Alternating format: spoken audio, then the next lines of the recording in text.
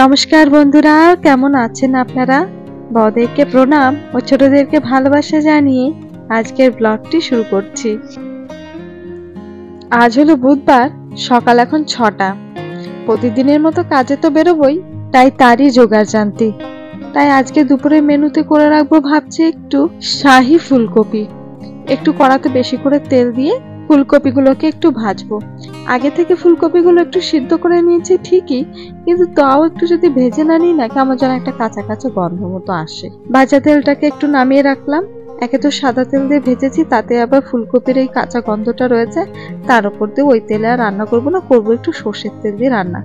একটু পেঁয়াজ বাটা দিয়েছি, একটু হলুদ, নুন, জিরে গুঁড়ো, শুকনো লঙ্কার গুঁড়ো, একটু গোলমরিচের গুঁড়ো, তারপর একটু দিলাম টমেটো সেদ্ধ করে বাটা। পেঁয়াজটাও আবার একটু সেদ্ধ করে বেটেই দিয়েছি। ব্যাস, মশলাগুলো একটু ভালো করে ভাজা হোক, তার জন্য একটু ঢাকা দিয়ে দিলাম। আজকে আবার একটি জায়গায় যাব জানেন, আমাদের স্কুলের প্রত্যেকটি বাচ্চার জন্য একটা ট্যুরের ব্যবস্থা করা হয়েছে। যেহেতু আমাদের আন্দামান নিকোবরের সমস্ত স্কুলগুলি কেন্দ্র সরকারের অধীনে আসে, তাই প্রতি বছর কিছু পরিমাণে ফান্ড বা টাকা করি সরকারের তরফ থেকে স্কুলে স্কুলে দেওয়া হয়, যাতে এই ধরনের ট্যুর বা বাচ্চাদেরকে একটু পরিবেশের সঙ্গে পরিচয় করানো যায়। তাই ভাবছি একা যাব। সিটটার যেহেতু পরীক্ষার মাঝখানে স্টাডি লিভটা আজকে পড়েছে, তাই ভাবলাম ওকেও সঙ্গে করে নিয়ে যাই। ঘোরার মাঝে অনেক অজানা জিনিস জানাও হয়ে যাবে। আর এই যে বাসটায় করে বাচ্চাদেরকে নেওয়া হবে, সেই বাসটাকে এখন একটু সাজানো গোছানো হচ্ছে। ব্যানারটা দেখুন লেখাই রয়েছে ইকো ক্লাব। স্কুলে বিভিন্ন ধরনের ক্লাব থাকে, তার মধ্যে একটি হলো ইকো ক্লাব। ওই ইকো ক্লাবের তরফ থেকে বাচ্চাদেরকে নেওয়া হচ্ছে। আর এই যে আমি আর সিট বাসটায় বসে পড়েছি। যাক, সিটটার অনেকদিন ধরে একটু বাসে চড়ার স্বাদ হচ্ছিল, আজকে ওর একটু স্বাদটা মিটলো। আর এই হলো আজকের প্রথম ভ্রমণ স্থল।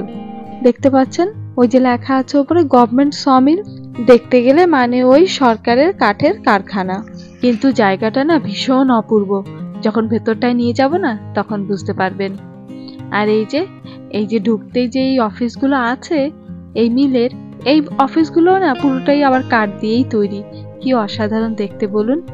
যেহেতু আমাদের দ্বীপপুঞ্জগুলো ৮৬ থেকে ৮৭% চিরহরিৎ বনভূমি দিয়ে ঢাকা, তাই সমস্ত বন জঙ্গলের কাঠগুলি সংগ্রহ করে এখানে রাখা হয়। এই যে দেখুন কত বড় বড় গাছের গুড়িগুলি এইভাবে রাখা রয়েছে। আবার দেখেছেন প্রত্যেকটি গুড়ির গায়ে কিন্তু নিজস্ব নম্বরও দেওয়া রয়েছে। আর ওই যে সামনে মস্ত বড় জেসিবিটা দেখতে পাচ্ছেন, ওই জেসিবি গুলোর সাহায্যে এই কাঠ ওঠানো নামানো সমস্তটা করা হয়। আবার ওই জঙ্গলের মধ্যে থেকে যে কাঠের গুঁড়িগুলোকে বয়ে আনা হয়, সেগুলোতে আবার সাহায্য করে এখানকার পোষা হাতিগুলো। আর এই কারখানার প্রথম কাজের ধাপটি শুরু হয় এই জায়গা থেকে। এই যে মেশিনটার উপরে ওই বড় গুঁড়িটাকে চাপিয়ে ওই সামনে বড় গোল চাকার মতো করারটা দিয়ে কাটা হচ্ছে। কি দেখতে দুর্ধর্ষ বাবা, আমার তো দেখেই বুকের ভেতরটা কেমন যেন ধড়ফড় করছে। এত বড় বড় ধারালো মেশিন পাতিগুলি আগে তো কখনো আর দেখিনি।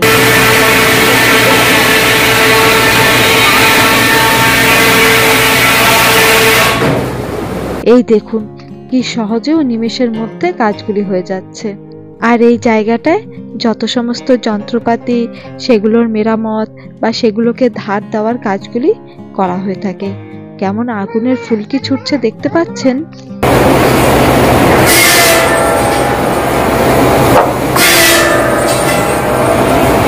বাবা, এরা কতটা প্রাণের ঝুঁকি নিয়ে কেমন ভাবে আমাদের জন্য কাজ করে যাচ্ছে এক নাগাড়ে দেখতে পাচ্ছেন।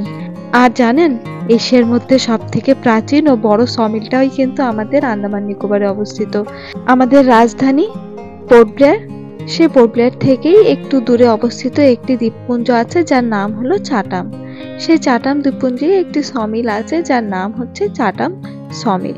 সেটি হচ্ছে বিশ্বের সব থেকে বড় ও পুরনো সমিল। আর এখানে দেখেছেন কত কাঠ রাখা, যেন মনে হচ্ছে কাঠের কারখানা নয়, আমি যেন কাঠের খনিতে এসে পৌঁছেছি। আর দেখেছেন এত কথার মাঝে একটি খুব গুরুত্বপূর্ণ কথা তো আপনাদের বলতেই ভুলে গেছি। এই যে এত ঝাঁ চকচকে জিনিসগুলো দেখতে পাচ্ছেন, এগুলি কিন্তু একটি বিশেষ ধরনের গাছ দিয়ে তৈরি করা। এই গাছটি কিন্তু আমাদের ভারতবর্ষে আপনি অন্য কোনো জায়গাতেই পাবেন না, শুধুমাত্র আমাদের এই আন্দামান দ্বীপপুঞ্জেই পাবেন। এই গাছটির নাম হলো প্যাডাক। এই গাছ কিন্তু যে সে গাছ নয়, এই গাছের প্রচুর বিশেষতা রয়েছে। আর এই গাছের কাঠের দামটাও একেবারে আকাশ ছোঁয়া। এই গাছের উচ্চতা ওই ধরুন 120 ফিটের মতো হয়। আর এই গাছগুলি থেকে যে ধরনের ঘরোয়া আসবাবপত্রগুলো তৈরি হয় সেগুলির সৌন্দর্য তো একেবারে অতুলনীয়। আর এই যে সামনে যে শোপিসগুলো রাখা রয়েছে সেগুলো কিন্তু সব বিক্রি করার জন্য, কিন্তু এগুলির দাম এত বেশি চূড়ান্ত যে কেনার সাহস হচ্ছে না। ওই ওপরে মাঝখানে যে ওই মাছ, তারপরে সি হর্সের ওই পুরো গোটা শোপিসটা দেখতে পাচ্ছেন, ওটির দাম হলো প্রায় ওই 28,000-এর মতো, ভাবতে পারেন। আর এই যে এই গাছের ডালে এই পাখিটি বসে রয়েছে, কি দুর্দান্ত দেখতে, তাই না? আর এই ছোট্ট গোপালটিকে দেখেছেন, কি অসাধারণ দেখতে, তাই না? এটির দাম জানেন, ওই 48,000 টাকার মতো। আর এগুলি কিন্তু কোনো বাইরে থেকে আসা কারিগরের কাজ নয়, এগুলি আমাদের এই মধ্য আন্দামানেরই মেধাবী কারিগরদের কাজ। আর এই কচ্ছপটা একবার দেখুন, যেমনি উচ্চমানের কাজ তেমনি দামটিও উচ্চমানের, বলছে নাকি 8,640 টাকা। আর এখানে আপনার কোনো দরদামের জায়গা নেই, যেমনটা লেখা আপনাকে নিতে হলে ঠিক তেমনটাই পে করতে হবে।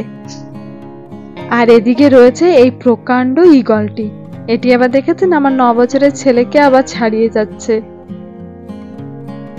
আর এই যে এদিকটায় রয়েছে আসল কাজের জিনিস, যত ধরনের কাঠ এখানে পাওয়া যায় সমস্তগুলো এভাবে স্যাম্পল করে করে রাখা রয়েছে। এই যে যেমন দেখুন প্যাডাক, এটা বোধহয় লাল প্যাডাক। প্যাডাক আবার দু ধরনের হয়, একটি লাল আর একটি সাদা।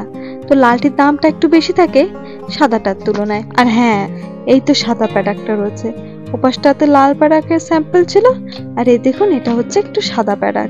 কতটা পরিপাটি করে রাখা বলুন। এইভাবে স্যাম্পল করে রাখলে কি হয়, বাইরে থেকে যেই আসুক নিজের পছন্দসই কাঠগুলি সে অনায়াসে বেছে নিতে পারে। আবার পথ চলা শুরু। পরের স্থলটি হলো গিয়ে সমুদ্রের চর। বাচ্চারা আসা মাত্রই এখন পরিষ্কার পরিচ্ছন্নতার মিশনে নেমে পড়েছে। এখানকার নোংরা আবর্জনাগুলো তোলে, তারপরে বাচ্চাদের জন্য একটু ছোট্ট জল খাবারের ব্যবস্থা আছে, ওগুলো করে তারপরে আবার নিজের নিজের স্কুলে ফিরে যাব। তাহলে বন্ধুরা, আজকের ব্লগটি এ পর্যন্তই থাক। ব্লগটি কেমন লেগেছে কমেন্টে অবশ্যই জানাবেন। যদি ভালো লেগে থাকে তাহলে একটি লাইক করে দেবেন। দেখা হবে আগামী ব্লগে। ততক্ষণের জন্য ভালো থাকবেন, সুস্থ থাকবেন, সাবধানে থাকবেন। নমস্কার।